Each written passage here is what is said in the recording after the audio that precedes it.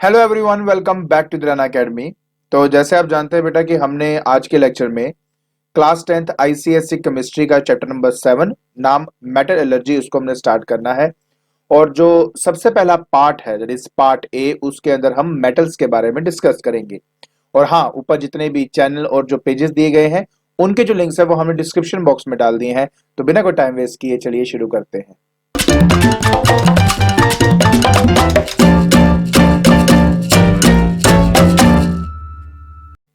देखिए बेटा, आज के लेक्चर के अंदर हमने डिस्कशन करनी है मेटल्स की।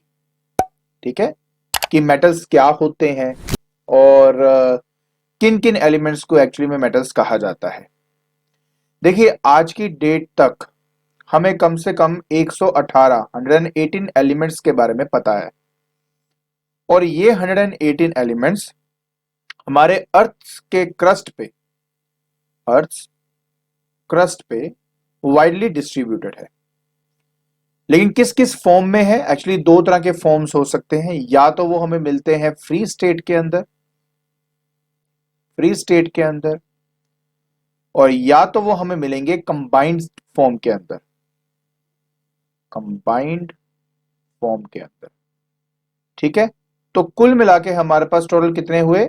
118 एलिमेंट्स हैं जो हमें अब तक पता है, और वो हमारे वाइडली डिस्ट्रीब्यूटेड है अर्थ के क्रस्ट पे। और दो तरह के फॉर्म में या दो तरह के स्टेट में आपको मिलते हैं। या तो वो फ्री स्टेट में आपको मिलेंगे, या तो किसी के साथ कंबाइंड फॉर्म में आपको वो मिलते हैं। इन सभी 118 एलिमेंट्स में से कुछ ऐसे एलिमेंट्स हैं जिनकी अबंडेंस हमारे अर्थ में बहुत ज्यादा है। जैसे कि एग्जांपल के तौर में बताऊं तो जैसे कि ऑक्सीजन है। अब ऑक्सीजन लगभग हमारे अर्थ में 46.6% है। अगर मैं सिलिकॉन की बात करूं तो सिलिकॉन लगभग आपका 27.7% है।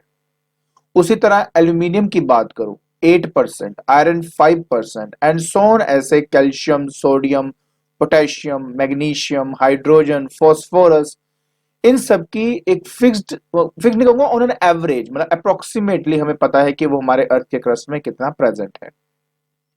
हमने इन्हीं 118 एलिमेंट्स को एक्चुअली में मतलब प्रॉपर्टीज को ध्यान में रखते हो, on the basis of their properties हमने उनको डिस्ट्रीब्यूट कर दिया मेटल्स एंड नॉन मेटल्स के बीच में। मेरे पास क्या है? एलिमेंट्स हैं। कितने एलिमेंट्स हैं? 118। और उनको हमने क्या कर दिया? दो कैटेगरी में बांध दिया। एंड जो पहली कैटेगरी है उसको हमने नाम दे दिया मेटल्स का, और जो दूसरी कैटेगरी है उसका नाम रख दिया नॉन मेटल। तो एक हो गया मेटल और दूसरा हो गया बेटा आपका नॉन मेटल।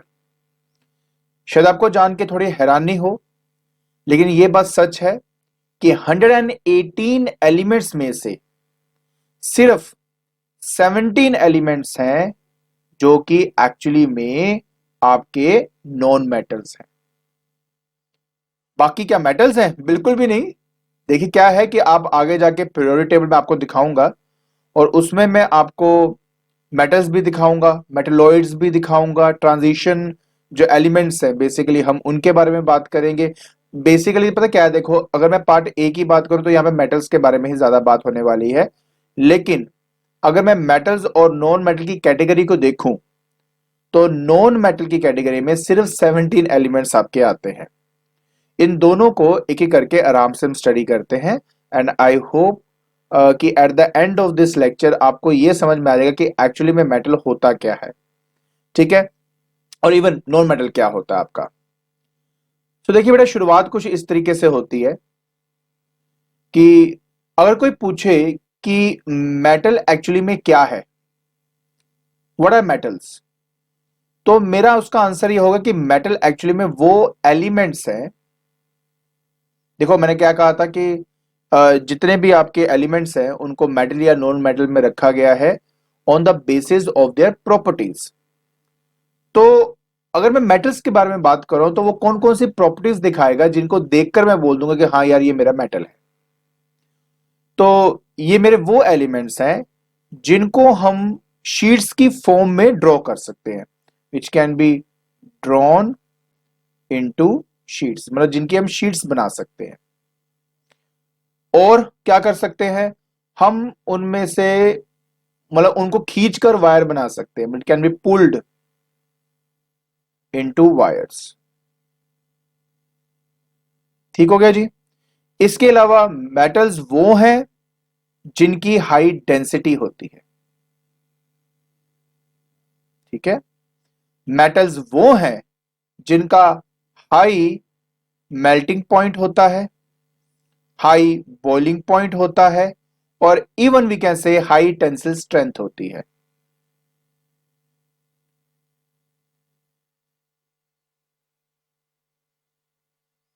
ठीक है, और इवन मेटल हम उनको बोलते हैं जो कि एक्चुअली में गुड कंडक्टर होते हैं हीट एंड इलेक्ट्रिसिटी के। गुड कंडक्टर किसके होते हैं, आपके हीट एंड इलेक्ट्रिसिटी के। कोई अगर आपसे पूछे कि मेटल क्या है तो आप बोलेंगे आगे से, मेटल हमारे वो एलिमेंट्स होते हैं जिनको हम शीट्स की फॉर्म में बना सकते हैं या उनको खींचकर वायर बना सकते हैं। मेटल वो होते हैं जिनकी हाई डेंसिटी होती है, वो होते हैं जिनका high melting and boiling point होता है, जिनका हाई टेंसिल स्ट्रेंथ होता है, और मेटल वो होते हैं जो एक्चुअली में good conductor of heat and electricity हो। तो ये एक्चुअली में एक मेटल की मतलब यू कैन से कि डेफिनेशन है हम जिसको बोलते हैं। अब जहां तक मेटल्स के बारे में हम बात करते हैं तो मेटल्स की जो नॉलेज है ना वो बहुत ही पुरानी है। स्टार्टिंग में कॉपर का एक्चुअली में इस्तेमाल किया जाता था आपके यूटेंसिल्स बनाने के लिए, वेपन्स बनाने के लिए, और या फिर कोई भी और पर्पस के लिए हम बेसिकली कॉपर का ही इस्तेमाल करते थे। Gold, silver, copper, lead, iron, tin, antimony, और जो मरकरी है, और मरकरी को क्या कहा जाता था बेटा, मैं वो लिख देता हूं। मरकरी को कहा जाता है आपका क्विक सिल्वर, पहले कहा जाता था, अब नहीं, पहले हम इसको कहते थे दैट इज क्विक सिल्वर। याद रखेंगे ये वर्ड को, ठीक है। सो इनका इस्तेमाल एंशियंट टाइम से यूज किया जा रहा है। मेटल्स का आज की डे टू डे लाइफ के अंदर भी बहुत ज्यादा इसका यूज है। जैसे कि कुछ मेटल्स का हम इस्तेमाल किस में करते हैं, ज्वेलरी बनाने के लिए। ठीक है, क्या बनाने के लिए, ज्वेलरी बनाने के लिए, या हम उसका इस्तेमाल कहां करते हैं, कॉइन को बनाने के लिए, राइट। हम कुछ मेटल का इस्तेमाल करते हैं यूटेंसिल्स या फर्नीचर को बनाने के लिए, कुछ का इस्तेमाल करते हैं हैवी मशीनरी या जो टूल्स होते हैं ना आपके, या आपके अगर ट्रांसपोर्ट व्हीकल्स की हम बात करते हैं तो उनको बनाने के लिए, उनके मैन्युफैक्चरिंग के लिए हमें मेटल्स की रिक्वायरमेंट होती है। आप जानते हैं कि इवन कई केमिकल प्रोसेसेस के अंदर हम मेटल्स का इस्तेमाल करते हैं, क्योंकि इंडस्ट्रियल पर्पसेस के अंदर ना, जैसे फॉर एग्जांपल मेरे को करना है हाइड्रोजिनेशन करना है, हाइड्रोजिनेशन करना है किसका, ऑफ वेजिटेबल ऑयल का।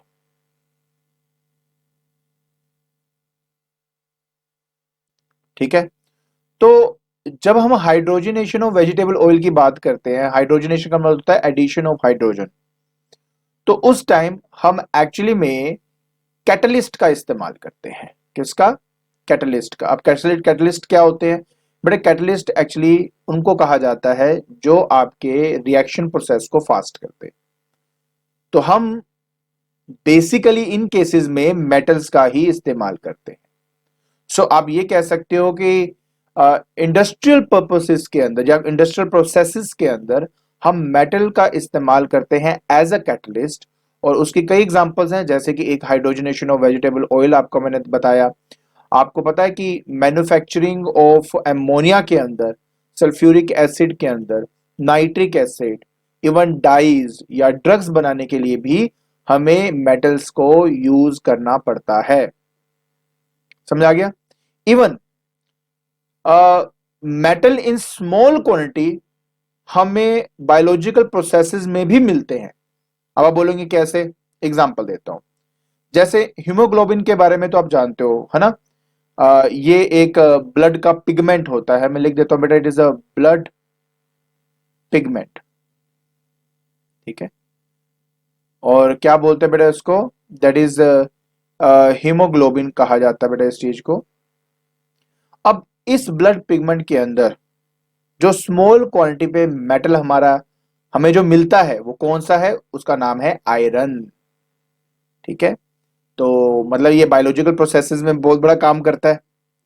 इसके अलावा जो इंसुलिन होता है ना, इंसुलिन, ये भी लिख देता हूं यार, ये ना एक्चुअली आपके काम आएगा। इंसुलिन, जिसमें जो शुगर कंट्रोल करने में बहुत हेल्पफुल है, उसके अंदर जो मेटल पाया जाता है बेटा वो एक्चुअली में जिंक होता है।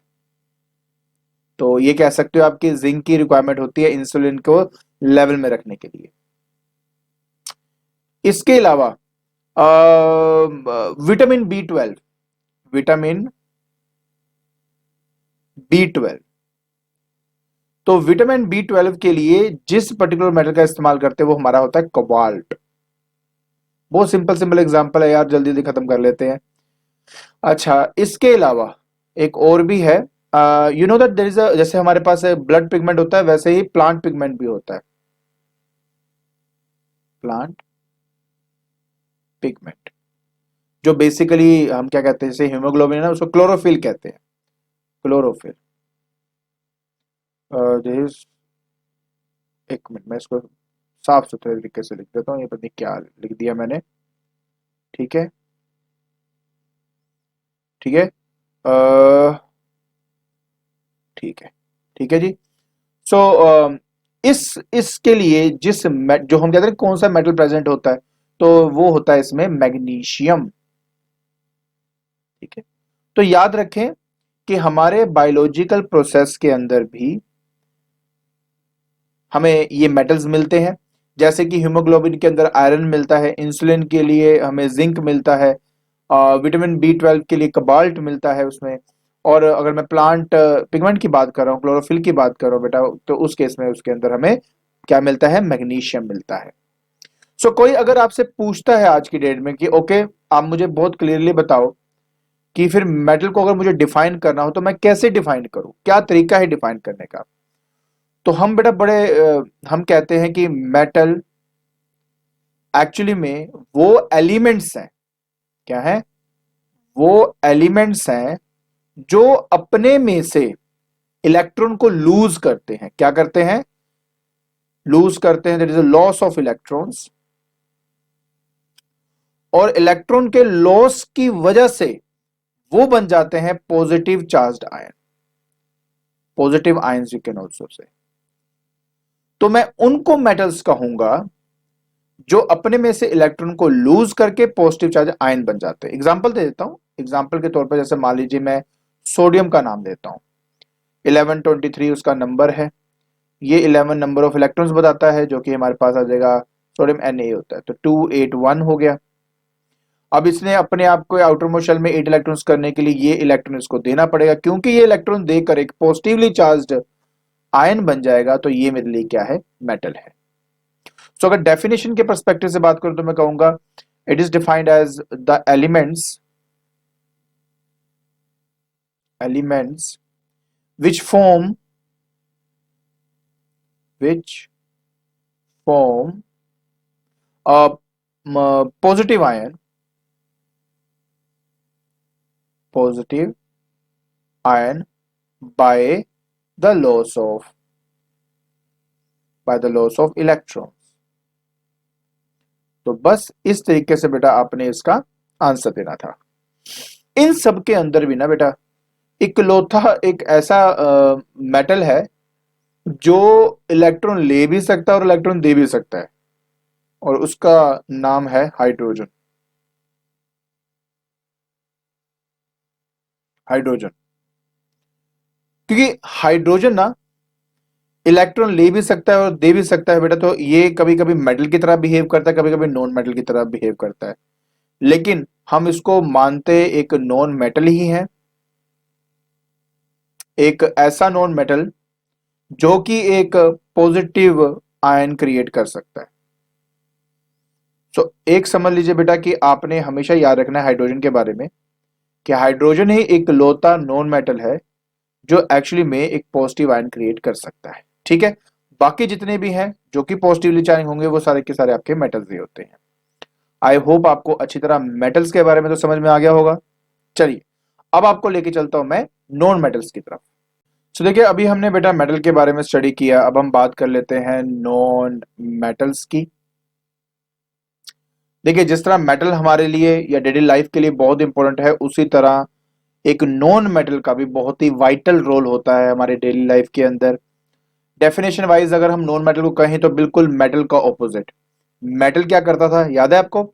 मेटल वो होता है जो अपने में से इलेक्ट्रॉन को देकर एक क्या बन जाता था, आपका पॉजिटिवली चार्ज आयन बन जाता था। नॉन मेटल के केस के अंदर एक्सेप्ट हाइड्रोजन, हाइड्रोजन को मैंने क्या कहा कि वो मेटल भी की तरह बिहेव करता है, नॉन मेटल की तरह भी बिहेव करता है। सो एक्सेप्ट हाइड्रोजन, हमारा कोई भी ऐसा एलिमेंट जो इलेक्ट्रॉन को गेन करके एक नेगेटिवली चार्ज आयन बन जाए तो उसको मैं एज ए नॉन मेटल कहूंगा। एग्जाम्पल के तौर पे जैसे कि क्लोरीन है, क्लोरीन होता है 1735। 17 का इलेक्ट्रॉनिक कॉन्फ़िगरेशन करेंगे तो आ जाएगा 2, 8 और 7।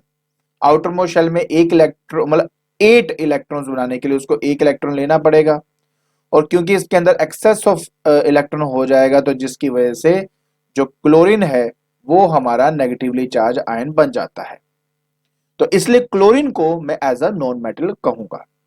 सो बाय डेफिनेशन मैं कहूंगा कि if I talk about non metal, ठीक है, अगर मैं नॉन मेटल के बारे में बात कर रहा हूं तो नॉन मेटल एक्सेप्ट हाइड्रोजन, ठीक है, are the elements, are the elements which form, आपको पता है मैंने क्या कहा था कि हाइड्रोजन पॉजिटिव चार्ज बनाता है आयन आपका, which form a negative ion,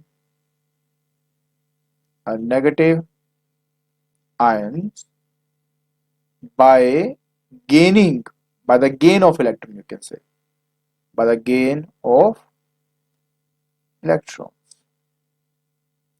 तो बस ये जो आप देख रहे हो बेटा ये हमारी डेफिनेशन है नॉन मेटल। क्लियर? कुछ सिंपल एग्जांपल इसके बारे में मैं और आपको डिटेल में बताता हूं।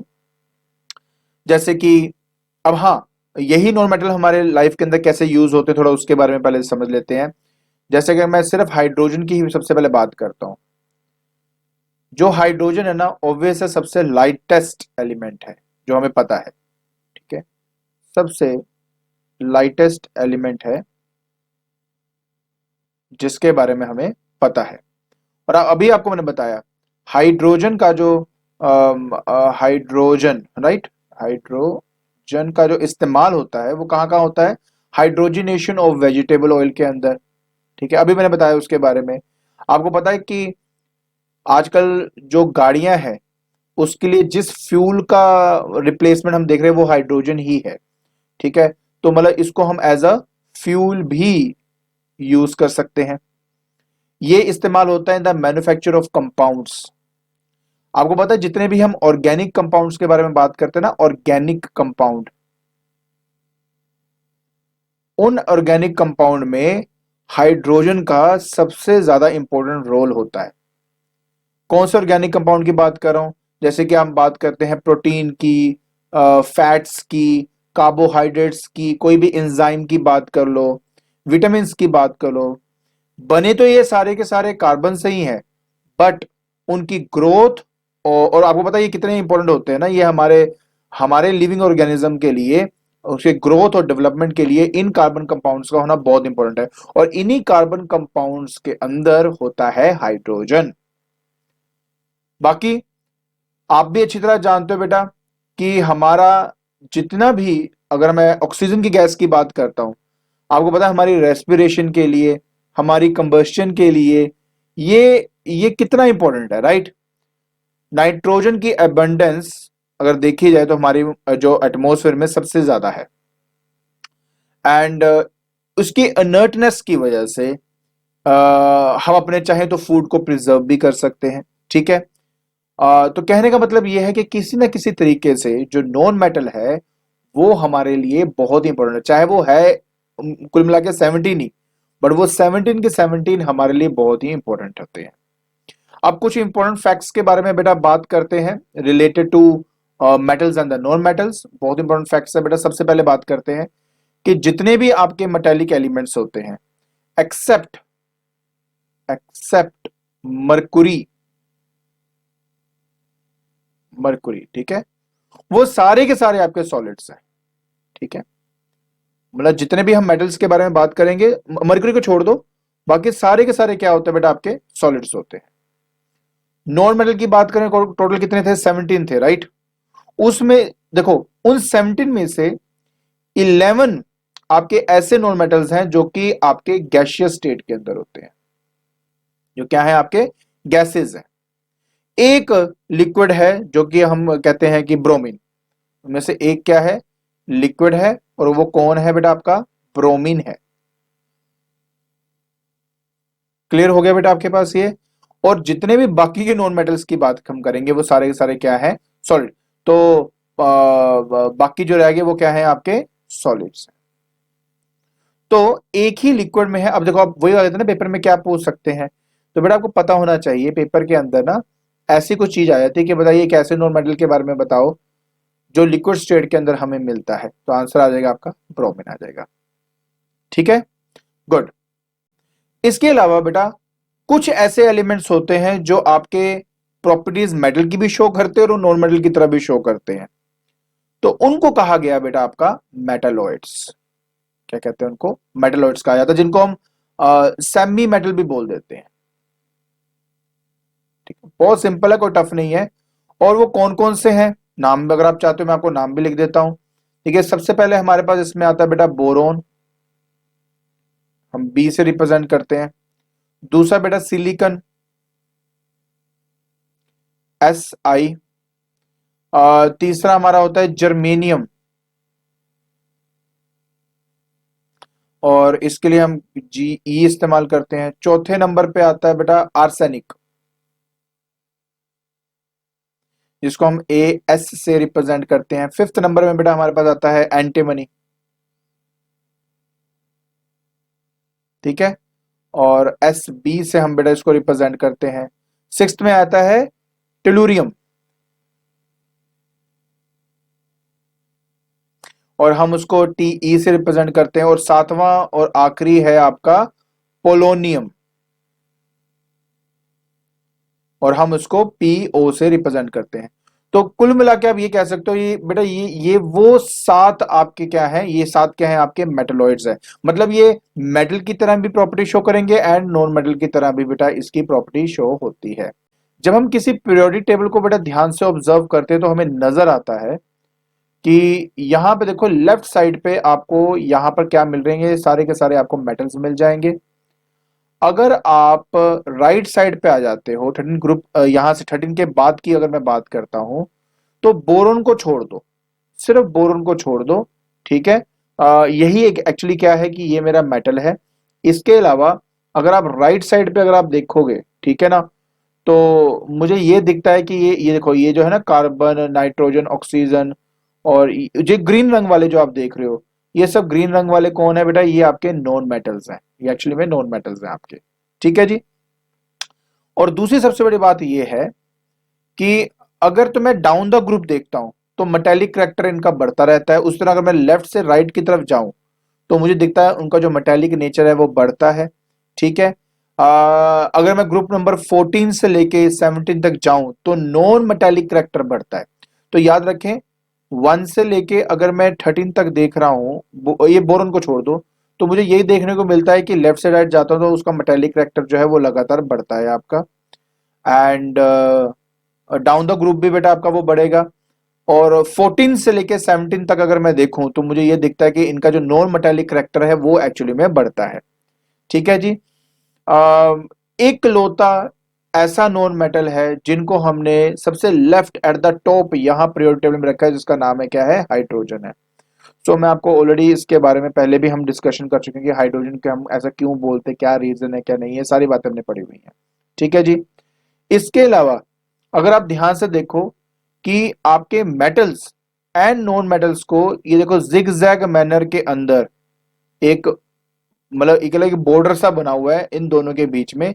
ये जो आपके नॉन मेटल्स यहाँ पे दिख रहे हैं ये एक्चुअली में मेटलॉइड्स ही हैं। क्या है? ये आपके मेटलॉइड्स है। ठीक है जी। तो ये जो हमने अभी स्टडी किया बेटा, ये है हमने स्टडी किया नॉन मेटल के बारे में, और थोड़ा सा पीरियोडिक टेबल के पर्सपेक्टिव भी हमने लिया कि मेटल्स कहाँ पे हैं और नॉन मेटल्स कहाँ पे हैं। आई होप आपको ये सब अच्छी तरह समझ में आ गया होगा। ठीक है। तो आज के लेक्चर के अंदर हमने बेटा स्टडी किया मेटल्स के बारे में, हमने स्टडी किया नॉन मेटल्स के बारे में, और हमने ये जाना कि मेटल्स एंड नॉन मेटल्स का हमारे डे टू डे लाइफ के अंदर कितनी इंपॉर्टेंस है। और अगर आपको ये वीडियो पसंद आ रही है तो please like it, share it and subscribe it. आज के लिए बस इतना ही। Thank you so much.